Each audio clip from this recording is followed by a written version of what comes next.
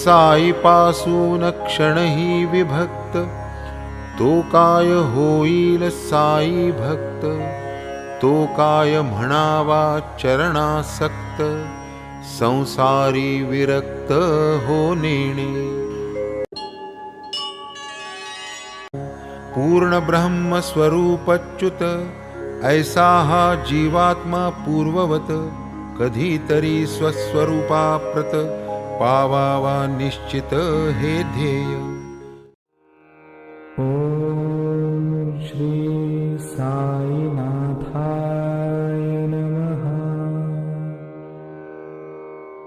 ओम श्री साईनाथाय नमः।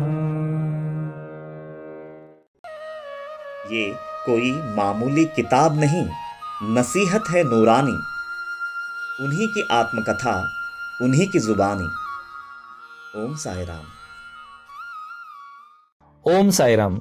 साई सच्चरित के 11वें अध्याय में कल्याण निवासी सिद्दीक फाल्के नामक मुस्लिम भक्त की कहानी है, जो मक्का मदीना मतलब हज की यात्रा कर बाबा के दर्शन की अभिलाषा से शिरडी आए और उत्तर दिशा की ओर बसे चावड़ी में रहने लगे। लेकिन बाबा ने उन्हें 9 महीने तक दर्शन नहीं दिया, यहाँ तक कि उनसे नजर तक नहीं मिलाई। हालांकि मस्जिद में आने जाने पर किसी पर कोई पाबंदी न थी, लेकिन हाजी सिद्दीक फाल्के जी को मस्जिद में आने पर बाबा ने पाबंदी डाली थी। इस बात से वे बड़े नाराज हुए, लेकिन उन्होंने हौसला न हारा। जब उन्हें पता चला कि बाबा का दर्शन पाने में माधवराव देशपांडे सहायक सिद्ध होंगे, तो उन्होंने माधवराव से दर्शन कराने हेतु विनती की और माधवराव ने भी उनकी विनती का मान रखते हुए बाबा से उनका जिक्र किया और उन्हें मस्जिद में आने की अनुमति मांगी। तब बाबा कहने लगे, अरे श्यामा, उस पर अल्लाह का कोई रहम नहीं, तो इस मस्जिद में वो कैसे आ सकता है? फिर भी अगर तुम कहते हो तो मैं उसे अनुमति दूंगा, लेकिन उससे पूछो कि क्या वो 12वीं के पास की पैदल राह ठीक से चलकर आ पाएगा। माधवराव ने जब यह बात हाजी को कही तो वे कहने लगे, वह राह कितनी भी काठोभरी क्यों न हो, मैं जरूर चलूंगा, लेकिन आप मुझे चरणों का दर्शन दीजिए।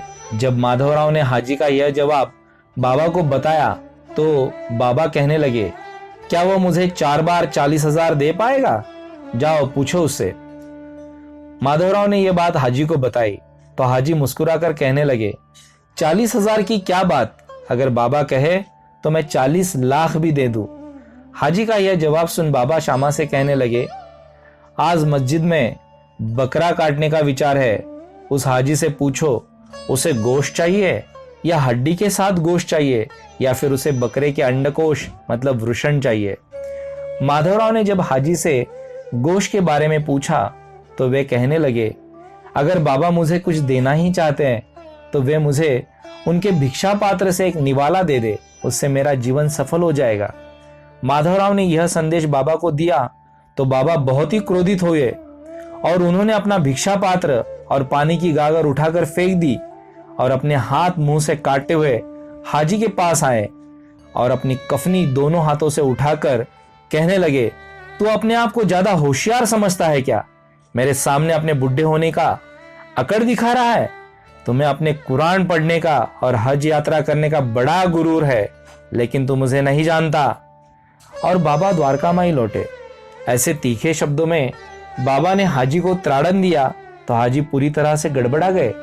लेकिन बाबा लौटे तो कुछ मालन महिलाएं आम बेच रही थी, तो बाबा ने सारी आम की टोकरियां खरीदी और हाजी को भेज दी और तुरंत हाजी के पास जा उनके हाथों पर 55 रुपए रखे।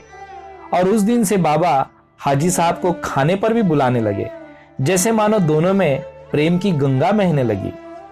दोस्तों, इस कहानी में बाबा के सवाल, उस पर हाजी साहब के जवाब, फिर बाबा का क्रोधित होना, फिर आम और 55 रुपए देना और खाने पे बुलाना, इन सब बातों से हमें क्या सीख लेनी है, इस बात पर हम आज के एपिसोड में रोशनी डालेंगे। ओम साई राम। अनंत अपार जैसे गगन, तैसे बाबांचे चरित्र गहन, तयांचे ते यथार्थ आकलन, तया वीण कोण करी।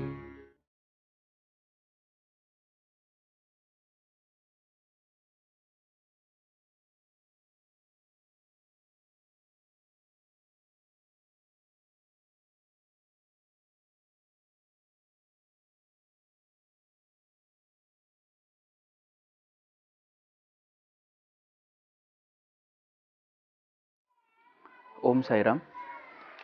श्री साई सच्चरित ग्रंथातील अध्याय 11वा जो आहे त्याच्यामध्ये कल्याण निवासी हाजी सिद्धी फाळके यांची एक कथा आहे. त्यांना हाजी अशा करता म्हणत असत की ते मक्का मदिनाची यात्रा करून आलेले होते. त्याच्यानंतर ते उत्तराभिमुख चावडी जी आहे शिर्डीमध्ये, तिथे 9 महिने ते बाबांची प्रतीक्षा करत थांबले होते. पण बाबांचं दर्शन पण झालं नाही, साधी नजरानजर देखील झाली नाही. तर त्यांना प्रश्न पडला की मी असं काय पाप केलं आहे की मला बाबांचं दर्शनही होत नाही, आणि मशीद तर ओपन आहे, सगळ्यांसाठी ओपन आहे, कोणी इथे येऊ शकतं, पण मला मात्र मशीदमध्ये येण्याची परवानगी नाही.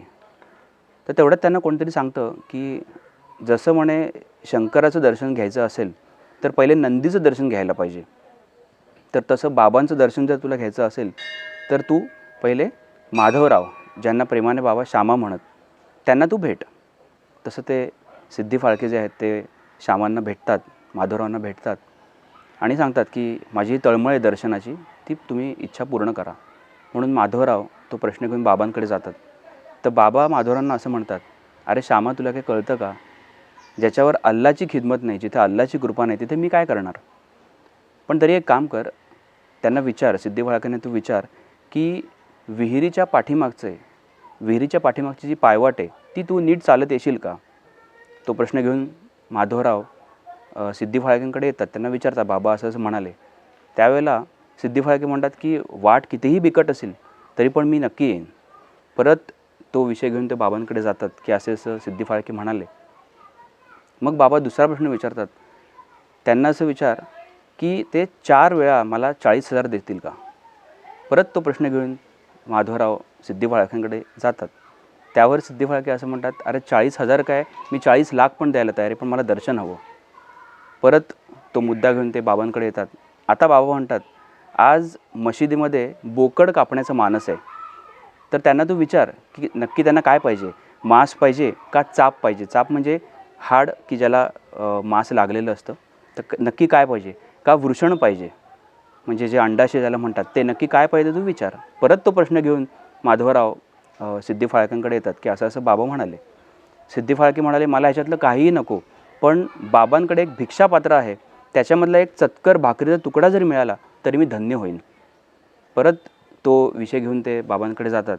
असं म्हणतात तर बाबा चिडतात, बाबा रागवतात आणि त्यांच्याजवळचं जे भिक्षापात्र असतं ते आणि पाण्याची घागर ते भिरकावून देतात आणि स्वतःचा हात जोराने अगदी करकचून चावतात आणि समोर हाजी सिद्धी फाळके त्यांच्यासमोर येतात आणि आपल्या बाया वरती करून म्हणतात, तू मला काय समजतोस, मी तू मला बुड्ढेपणाचा तोरा दाखवतोस का मक्काला जाऊन आलास त्याचा ताठा मला दाखवतोस आणि मोठ्या मोठ्याने तू कुराण वाचत असतोस, नक्की तू स्वतःला समजतोस काय.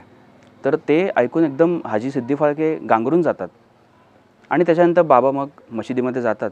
तर तिकडे मशिदीच्या बाजूला काही माळणी असतात, त्या आंबे विकत बसलेल्या असतात. तर बाबा त्यातले एक पाटी घेऊन तसं हाजी सिद्धी फाळके यांच्याकडे पाठवतात आणि त्याच्यानंतर स्वतः बाबा सिद्धी फाळक्यांसमोर जातात आणि आपल्या खिशातील 55 रुपये त्यांना देतात आणि त्याच्यानंतर मग नंतर त्यांना अगदी आनंदाने जेवायला देखील बोलवतात आणि मग असा उल्लेख आहे की दोघंही निजरंगी रंगले. तर कृष्णाची कथा तर सगळी जी आहे, जो काही सिक्वेन्स आहे तो तर पोथीमध्ये दिलेलाच आहे. पण ह्यात बरेच प्रश्न पडले की एक तर ते 55 रुपये दिले, ते एक कुठला रेफरन्स आहे ते कळलं नाही, आणि त्याच्या आधी जे 3 प्रश्न जे बाबांनी माधवरावांना विचारायला सांगितले ते तिन्ही प्रश्नांचा उल्लेख नक्की कळलेला नाही. म्हणजे तुला नक्की काय पाहिजे, हाड पाहिजे का मांस पाहिजे तेही कळलं नाही, त्याचा काय उल्लेख आहे तेही कळलं नाही. त्यानंतर 40,000 4 वेळा देशील तेही कळलं नाही. परत 9 महिने सिद्धी फाळके बाबांच्या दर्शनासाठी थांबले होते. तर हे सगळे जे संकेत जे आहेत हे पोथीमध्ये नक्कीच कुठले तरी संकेत असणार हे निश्चित. तर त्याच्यावर कृपया आपण प्रकाश टाकावा आणि आम्हाला मार्गदर्शन करावं. हाजी सिद्दीक फाल्के, सबसे पहले ये कैरेक्टर ये कोई साधारण कैरेक्टर नहीं है. अध्यात्म की राह पे चलते हुए अक्सर 2 तरह के लोगों से हमारी राब्ता बनती है. एक अध्यात्म के राह पे एक सच्चा प्यासा मिलता है कभी, तो दूसरा अध्यात्म की मैं एक तरह से बोलूँगा खुजली करने वाले मिलते हैं। जी। तो 99% लोगों को अध्यात्म की खुजली होती है, to be very honest. Okay. लेकिन 1-8% ऐसा होता है जो सच्चा प्यासा होता है। तो हाजी सिद्दीक फाल्के वो प्यासा है ओके। सबसे पहले तो, क्योंकि वो एक मुर्शिद मान करके बाबा को, एक सद्गुरु मान करके शिरडी पहुंचता है और बाबा का दर्शन लेना चाहता है, और 9 महीनों तक उनको खदेड़ा गया, बार बार दर्शन तक नहीं दिया गया, और उसके बावजूद वो आदमी 9 महीनों तक वहाँ ठहरता है। वो आदमी की श्रद्धा और सबूरी कितनी गहरी होगी, क्या बात। सबसे पहले तो ये साफ हो जाता है। जी जी। एक सच्चा प्यासा ही इतनी बार खदेड़े जाने पर वो सब्र रख करके वो रुक सकेगा। यहीं पे मतलब हाजी सिद्दीक फाल्के कैरेक्टर क्या है ये पता चलता है। जी। जो 9 महीने वो प्रतीक्षा कर रहा है, और 9 महीने आध्यात्मिक जगत में मतलब उसका बहुत इम्पोर्टेंस है, रिलेवेंस है। जैसे एक बच्चा जब गर्भ में होता है, ऐसा कहा गया है कि गर्भ यातनाएं जो होती हैं वो बहुत सीवियर होती हैं। माँ के पेट का वो गर्मी, माँ के पेट में जो मलमूत्र में जो 9 महीनों तक वो बच्चा वहाँ पे मतलब उसके आश्रय लेकर के जो ज़िंदा रहता है, वो जो नर्क भोगता है, ऐसा कहा गया है कि वो बच्चा भी तड़पता रहता है कि कब मुझे इससे छुटकारा मिलेगा, कब मैं इस दुर्गंध से, इस दुर्गति से मुक्त हो जाऊंगा। और ऐसा भी कहा गया है कि वो बेइंतहा प्रार्थनाएं करता है कि मुझे जल्द से जल्द इस नर्क द्वार से बाहर निकालो, मैं जीवन भर आपकी भक्ति करूंगा, आपका नाम लूँगा। ऐसा लिखा गया, ऐसा कहा गया है।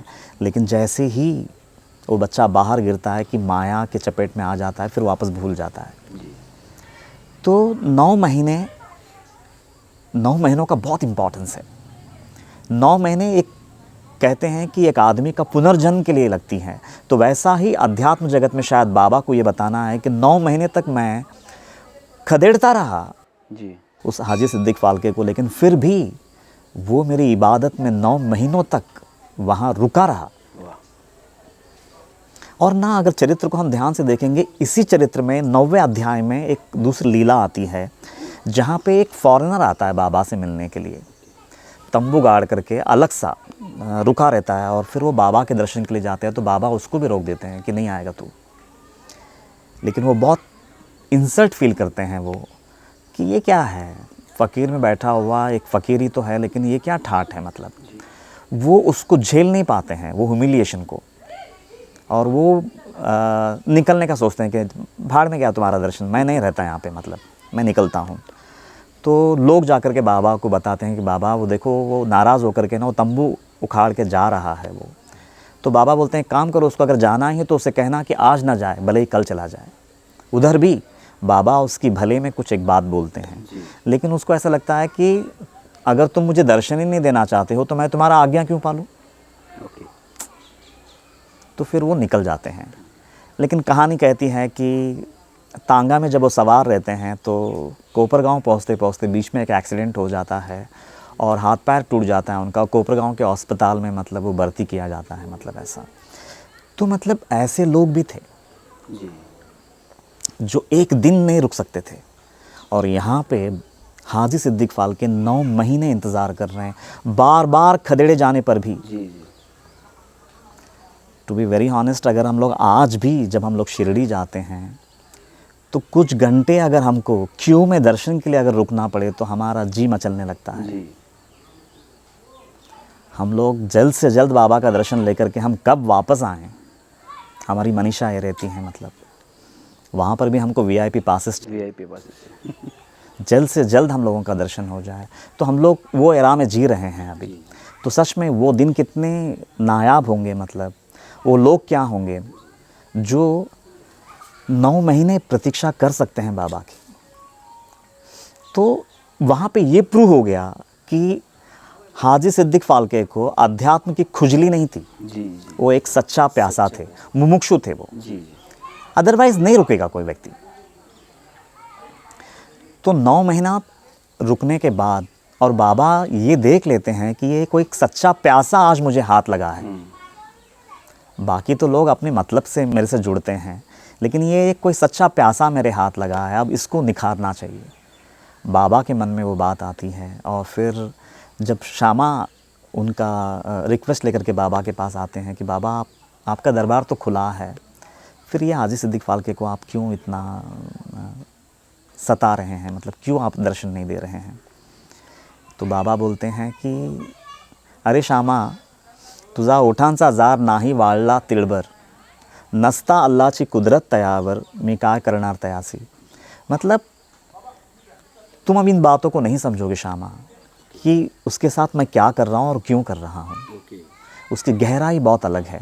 अच्छा ठीक है, अब जब तो आ ही गया है ना, तो जाकर उससे पूछ लेना कि वो 12वीं पलीकड़े, मतलब वो जो 12वीं करके एक नामक एक कुआं था शिरडी में, आज भी है, तो वो 12वीं के तरफ जो राह निकलती है वो बहुत ही संकरा है, ऊबड़ काबड़ वाला है। तो क्या वो रास्ते से चलकर मुझ तक पहुँच पाएगा, चल पाएगा? ऐसा उससे जाकर के पूछ लेना।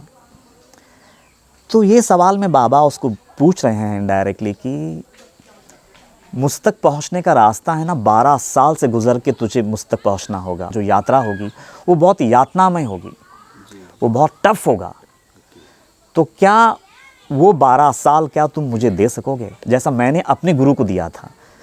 उसका भी उल्लेख आता है 19वें अध्याय में। बाबा बोलते हैं मैं 12 साल उनकी पास छाया की तरह रहा, मेरे गुरु के पास। और वही बात अब यहाँ पे वो हाजी सिद्दीक फाल्के से पूछ रहे हैं। 12 वर्षे पायी वसवटा, केला गुरुने लहानाचा मोठा, अन्न वस्त्रासी नव्हता तोटा, प्रेम पोटात अनिवार। तो क्या 12 साल वो कठोर तपस्या देने की तैयारी है तुम्हारी? अब सवाल ये है कि 12 ही क्यों? हमेशा आता है ना 12 साल एक तप माना जाता है। तो 12 का इम्पोर्टेंस अपना है। जैसे देखो अभी सूफी संप्रदाय में ये बोला गया है कि 12 साल तक अगर कोई अपने मुर्शिद, अपने गुरु के साथ अगर छाया की तरह कोई चिपके रहे, तो फिर 12 साल होते होते मतलब वो गुरु में और वो शिष्य में फ़र्क ही नहीं रह जाता, दोनों एक हो जाते हैं, ऐसा माना जाता है। और 12 का इम्पोर्टेंस देखो, अगर समझो सुबह की खिली धूप अगर निकली है, सुबह समझो तुम 6:30-7 बजे जब वो धूप में खड़े रहते हो, जब सूरज की रोशनी तुम पे पड़ती है तो तुम्हारी छाया देखो बहुत दूर तक जाती है अर्ली मॉर्निंग में।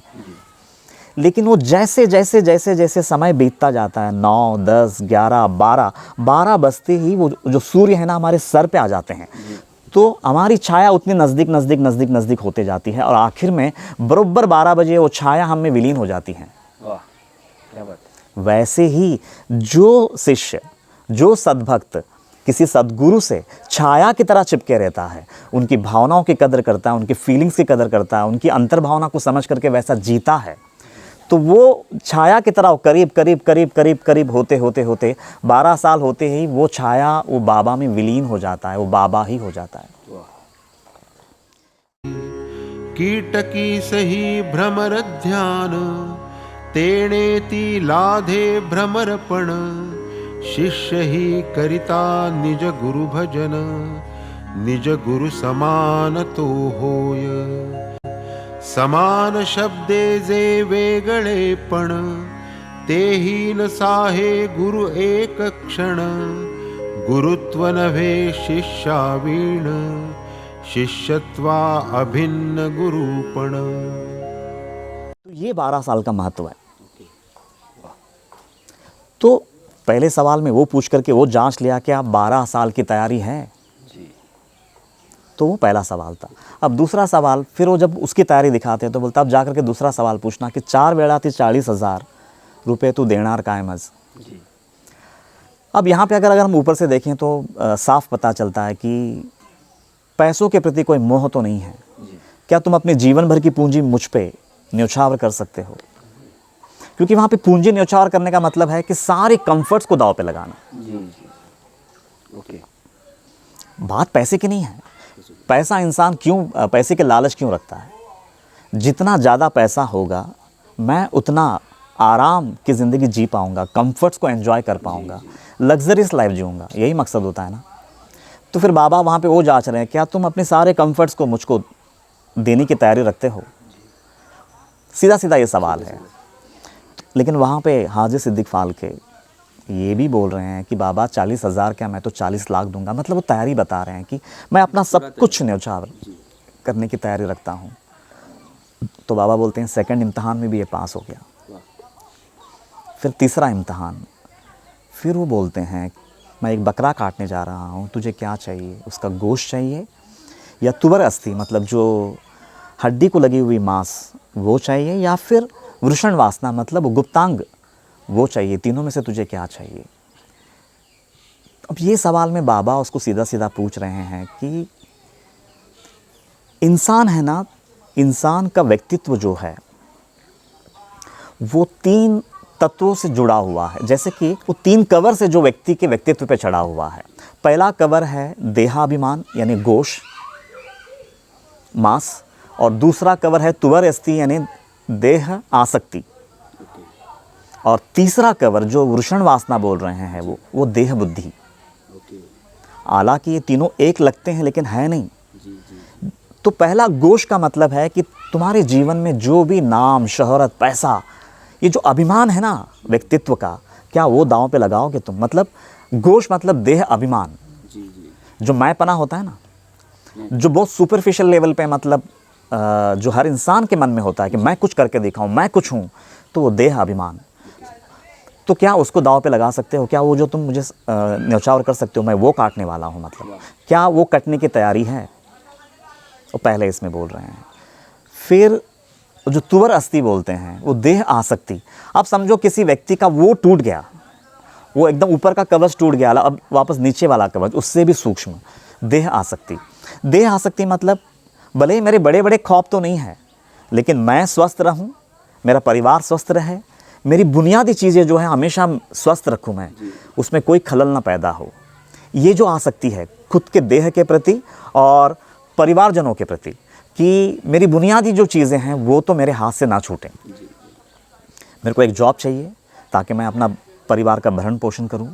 तो ये देह आसक्ति मतलब उतना सुपरफिशियल लेवल पे, मतलब वो तो तमोगुण माना जाएगा, वो देह अभिमान।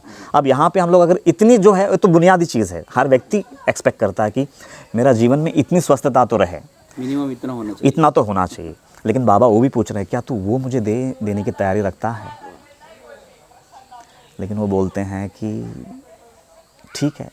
और फिर आगे जा कर के तीसरा जो है वृषण वासना, गुप्तांग, मतलब वो और भी सूक्ष्म है। देह बुद्धि मतलब मैं तेरा अस्तित्व को ही दांव पे लगा दूं, अगर मैं तुझे मिटाना चाहूं तो क्या मिटने की तैयारी रखता है? मतलब सीधा मूल अस्तित्व पे ही अब वो उन्होंने प्रहार कर दिया। तो are you ready for that? मतलब ऐसा। तो वो बोलते हैं कि बाबा वैसे भी मुझे तो कुछ भी नहीं चाहिए। और वो बोलते हैं कि अगर आपका कोलंबा का, अगर आपका भिक्षा पात्र का एक चतकोर रोटी मिल जाए तो मैं धन्य मानूंगा। मतलब वो सीधा सीधा बोल रहे हैं कि वाकई में मुझे कुछ भी नहीं चाहिए, मैं हर तरह से मिटने की तैयारी रखता हूँ, इसीलिए वैराग्य मांग रहे हैं। वहाँ पे कोलंबा पात्र मतलब भिक्षा पात्र में आप वहाँ पे मालिक नहीं हैं, आप भिक्षुक हैं। और भिक्षुक का कोई अधिकार नहीं होता कि वहाँ पे वो कोई मनमानी दिखाए कि मुझे ये चाहिए खाने में, वो चाहिए करके।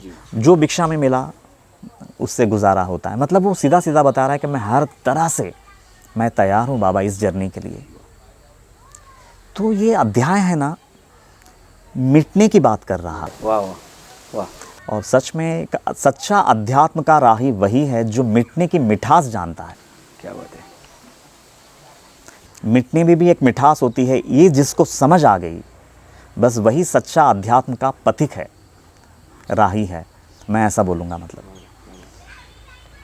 तो ये 3 सवालों में उन्होंने ये जांच लिया कि इसकी तैयारी सच में पूरी तरह से ये परिपक्व है, ये एक सच्चा प्यासा है, ये खुजली लेकर के नहीं आया अध्यात्म की।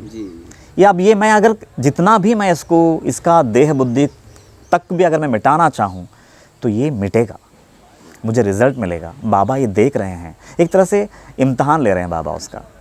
और फिर जब वो देखते हैं कि भाई ये पूरी तैयारी दिखा रहा है तो उतने में उठते हैं और फिर वो कोलंबा और पानी का गागर उठा करके दोनों को फोड़ देते हैं। अब देखो ये जो लीला है ये करने में कोलंबा यानी जहाँ पे अन्न रखा जाता है और गागर यानी जहाँ पे पानी, मतलब अन्न और पानी से दूर कर दिया उसको। जहाँ व्यक्ति को अन्न और पानी से दूर किया इसका मतलब उसको मृत्यु मुख कर दिया, क्योंकि मूल क्या है, अन्न और पानी ही है ना जिससे अस्तित्व बना रहता है, और उनको तोड़ दिया इसका मतलब उसको मृत्यु के मुख कर दिया, क्योंकि जब तक मरेगा नहीं, जब तक मिटेगा नहीं, बनेगा नहीं। तो वहाँ पे सीधा सीधा वो बोल रहे हैं कि उन्होंने उठा करके जो फोड़ दिया है ना वहाँ पे, उनको मृत्यु मुक्त कर दिया। और वो मृत्यु जिसको भाने लगे, वो मृत्यु के प्रति जिसको मिठास जग गई हो, वो व्यक्ति नहीं डरेगा, क्योंकि वो जानता है अंदरूनी तौर पे वो व्यक्ति की मिटना ही बनना है। वाह वाह, क्या बात है। ये तो वैसा है कि एक बूंद मिट करके सागर बन गई जी, वैसा है वो मिटना। क्या बात है। वाह, क्योंकि वो बंदा, वो मिटने वाला ये बखूबी जानता है कि वो मिटना क्या है, उसकी मिठास क्या है। मैं तो एक देशीय जो व्यक्तित्व है मेरा, वो मिट के मैं तो सर्वदेशीय हो जाऊंगा, मतलब ऐसा वैसा मिटना है। वो बंदा बखूबी जानता है, जो वो मिटने की मिठास जानता है, वो इसकी गहराई को भी बखूबी जानता है। तो वहाँ पे बाबा वो दोनों फोड़ करके बता रहे हैं कि अब मैं उसको मिटने की राह पे डाल दिया है। मृत्यु उसको अब भाने लगेगी आज के बाद, अब मृत्यु से खौफ नहीं खाएगा, डरेगा नहीं, मतलब ऐसा। और फिर हाथ चावुनी कर करी बोला है। वहाँ पे हाथ ये प्रतीक है कर्म का, कर्तापन का, वो चबा दिया बाबा ने। वाह वाह, वहाँ वो हाजी सिद्दीक फाल्के का कर्तापन चबा दिया। क्या बात है। वाह, बहुत बड़ी बात। हाथ चावुनी कर करी, मग फिर जाते हैं हाजी सिद्दीक फाल्के के पास। फिर वो बोलते हैं वहाँ पे उसका सात्विक अहंकार, जो भी उसने अपने जीवन काल में सत्कर्म किए थे, साधनाएं की थी, लेकिन उस गटरी का कहीं अहंकार तो नहीं है सात्विक। बाबा वो जांचते हैं और फिर उधर भी बाबा अवाच्य शब्द प्रहार के लिए ऐसा आता है, बुढ़ेपणाचा थोड़ा दाविसी, ऐसेच काय तू कुरान पढ़सी, मक्का केल्याचा थाटा वासी। ये जो लाइन्स है वहाँ पे मतलब वो सीधा सीधा बता रहे हैं जितनी भी अपने जीवन काल में तुमने साधनाएं की थी ना, उसका कहीं सात्विक अहंकार तो नहीं बढ़ा लिया, तो उसको धो रहे हैं उन शब्दों में, वो भी ना बचे। और फिर वो बोलने के बाद जाते हैं और देखते हैं कि अब ये पूरी तरह से ये तैयार है। अब इसकी सारी उसका अभिमान, देह आसक्ति और देह बुद्धि पूरे मिटने के कगार पर, ये तैयार है मिटने के लिए। जब वो देखते हैं तब जा कर के वो एक उसी क्षण में, मतलब उसी समय में एक मालन, मतलब वो आम की टोकरी लेकर के जा रही होती है, बाबा उनसे खरीद करके पूरा टोकरी का टोकरी उनको बेच देते हैं। अब यहाँ पे आम रस यानी वो भगवान का प्रेम का प्रतीक है। ओहो, वाह वाह, वो मिठास, वो गोड़ी जिसको हम कहते हैं मराठी में, तो वो प्रेम से भर दिया। शुरुआत देखना कभी भी किसी भी भक्त का भगवान के प्रति प्रेम होता है, भक्ति तक हम पहुँचे नहीं होते हैं, वो प्रेम होता है। वो इसलिए वो टोकरी यानी आम की टोकरी यानी प्रेम, निश्चल प्रेम, लेकिन अभी भक्ति में कन्वर्ट नहीं हुई है। वो आम की टोकरी दे करके वो हाजी सिद्दीक फाल्के में प्रेम का दान दे दिया पहला। कुछ अंतराल के बाद जा कर के 55 रुपया देते हैं। 55 रुपया यानी एग्जैक्टली क्या है, तो नारदीय भक्ति सूत्र का एक सूत्र है 55वां, जो बहुत इंपॉर्टेंट सूत्र है, जहाँ पे भक्ति क्या है, सच्ची भक्ति क्या है, वो जो डिफाइन करते हैं नारद महामुनि, मतलब तो वो है सूत्र 55वां सूत्र, जहाँ पे वो बोलते हैं तत्प्राप्य तदैवावलोकयति। मतलब वो भक्ति पाने के बाद वो भक्त सिर्फ अपने गुरु को और अपने ईश्वर को ही कण कण में देखने लगता है। तदैवावलोकयति, ऐसे भक्ति है वो। और फिर बोले तदैव शृणोति, कुछ सुनना चाहे तो अपने गुरु की महिमा ही सुनना चाहता है इन कानों से, उसके सिवा और कुछ भी उसको भाता नहीं है। तदैव शृणोति तदैव भाषयति, ज़बान से अगर कोई शब्द निकालता है तो अपने गुरु की महानता का बखान ही करता है, उसके सिवा अन्य शब्दों में अपना वाणी खर्च नहीं करता। इसलिए तदैव भाषयति, वही निकलता है उसके ज़बान से, वो वही बोलना चाहता है। और फिर तदैव चिंतयति, जब वो भक्ति का दान मिलने के बाद एक सद्गुरु के चिंतन के सिवा, वो परम पिता के चिंतन के सिवा उसको और कोई चीज़ भाती ही नहीं, तो वो है भक्ति। क्या बात है।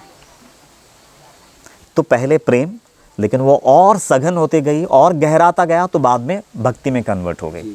तो वहाँ पे 55 रुपये यानी भक्ति, आम की टोकरी यानी प्रेम। वाह।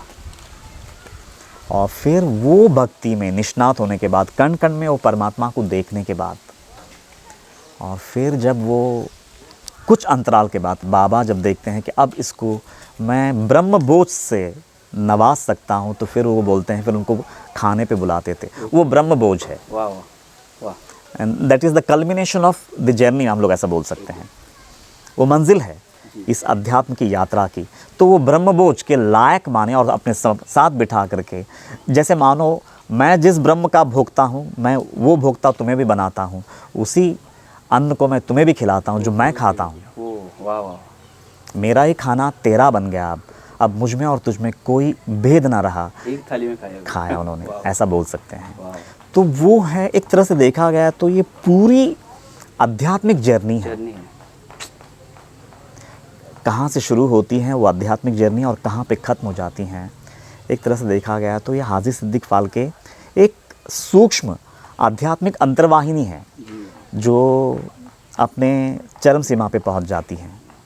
लेकिन ये पूरी कथा को अगर हम ध्यान से देखेंगे ना, तो एक बात है कि अध्यात्म की खुजली तो हम लोग बहुत लोग करते हैं, लेकिन हाजी सिद्दीक फाल्के जो है ये वो सच्चा प्यासा है। और ये कथा आपने को ये भी बता रहा है कि ये राह कितनी टफ है, ये कितना कठिन है। जी जी। सुनना और समझना अलग है और जीना अलग है। इसलिए मैं बार बार कहूँगा कि जिसको मिटने की मिठास आ गई, वाह, वो सच्चा प्यासा है। इसीलिए शायद है ना, भगवान कृष्ण ने भगवद गीता में शायद 7वां अध्याय, वो जहाँ पे बोलते हैं, एक श्लोक है, जी। मनुष्याणां सहस्रेषु कश्चिद्यतति सिद्धये यततामपि सिद्धानां कश्चिन्मां वेत्ति तत्त्वतः। हजारों हजारों में कोई एकाध उस ज्ञान को पचा पाता है, सिद्ध होता है। और ऐसे सिद्धों में कोई एकाध व्यक्ति मुझको, मैं जैसा हूँ वैसा पूर्ण रूप से मुझे जान लेता है। मतलब उन्होंने इसलिए कहा है कि ये हर इंसान के बस की बात नहीं है जी। हाँ, लेकिन अगर सच्चा प्यासा है तो बाबा जैसे सद्गुरु आज भी हमारे सामने खड़े हैं। मतलब ऐसा, तो फिर वो तो यहाँ तक बोलते हैं कि तुम एक कदम बढ़ाओ, मैं 1000 कदम तेरे तरफ आऊँगा। मतलब तो वो उनकी करुणा तो साफ़ है, लेकिन शायद हमारी ही तैयारी में कुछ कमी है जो हम उन तक नहीं पहुंच पा रहे हैं। असता शिष्याची भूमिका तयार, सद्गुरु सिद्धि सी नाही उशीर, ते तो सदैव अनुग्रह तत्पर, एकाची पायावर उभे। तो ये पूरा आध्यात्मिक अंतरयात्रा है, ऐसा मैं कहूँगा। क्या बात. कृष्ण, तुम्ही शेवटचा जो आता शब्द वापरला, विवेचन तर खूप सुंदर केलं. अंतरयात्रा शब्द वापरला, खरंच इतका उत्तम शब्द आहे की मक्का मदिना असो किंवा कुठल्याही यात्रा असो, नुसत्या बाह्यरूपी यात्रा करून फायदा नाही, तर अंतरयात्रा करायची तयारी पाहिजे. तर ती ज्यावेळेला आपण तयारी दाखवतो त्यावेळेला सद्गुरू पहिले विचारतात की तू तुझा देहबोध, त्यानंतर देहासक्ती आणि देहाभिमान टाकायला तयार आहेस का, असे अनेक प्रश्न विचारले. आपण नुसतं हो म्हटलं तरी ते म्हणतात नुसतं सर्व नाही तर सर्व स्व द्यायला तू तयार आहेस का. त्याचं उत्तर पण जर हो असेल तर सद्गुरू आपल्याला नक्की आपलं दार उघडतात आणि आपल्यासाठी मशीद नक्कीच ओपन करतील आणि आपल्याला ही अनुभूती येईल की देवाची द्वारी उभा क्षणभरी तेणे मुक्तिचारी साधियेला, आणि आपण भक्तीस पात्र होऊ. खूप सुंदर, खूप सुंदर. इस लीला का सार, ये लीला, इसमें पूछे गए सवाल जवाब असल में एक सच्चे आध्यात्मिक यात्री की अंतर यात्रा है. इस ग्रंथ के 35वें अध्याय में एक ओवी आती है, भक्ति ज्ञान वैराग्यहीन ऐसा जो भक्त तो अति दीन, तयास प्रथम वैरागी स्थापून भक्ति ज्ञान मग देती। जिसका मायना है कि भक्ति ज्ञान और वैराग्य रहित ऐसा जो सकाम भक्त होता है, असल में इस संसार में वो भिखारी की हैसियत रखता है। ऐसे तमाम भक्तों को पहले वैराग्य के सिंहासन पर बिठाता हूँ, निष्कामता का ताज पहनाता हूँ और फिर उसे भक्ति और ज्ञान का दान देता हूँ। इस जहां में गुरु स्वयं अंदर से वैराग्यहीन ही रहता है। वो तो दिखावे की सात्विकता और मीठे शब्दों का धनी होता है। परंपरागत ये जो खोखली चीज़ें हाथ लगी होती हैं, वही कूड़ा करकट आने वाली नस्लों को बांटते रहता है। एक आधा ही गुरु सच्चा होता है। कर्म, भक्ति और ज्ञान अनमोल है अगर उनमें वैराग्य शामिल है। वैराग्य बिना तो ये कर्म, भक्ति और ज्ञान सिर्फ एक मामूली बोल है। इस लीला में बाबा पहले अपने भक्त को तराश कर वैराग्यवान बनाते हैं और फिर उसे शनै शनै प्रेम, भक्ति और ज्ञान का अमृत पिलाते हैं। इस जहां में धन्य है वो गुरु जो शिष्य को अंदर से मिटाने का सामर्थ्य रखता हो, और धन्य है वो शिष्य जिसमें मिटने की मिठास जग गई हो।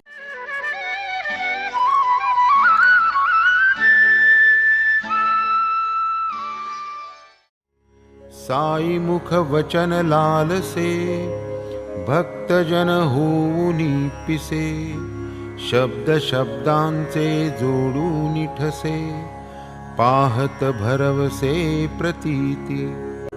कृपा आपुली झालिया वीण, पोथी वाचणे केवळ क्षीण, समजणे तो त्याहून कठीण, बाबा मी निक्षून सांगतो। श्री सद्गुरु साईनाथार्पणमस्तु। शुभं भवतु।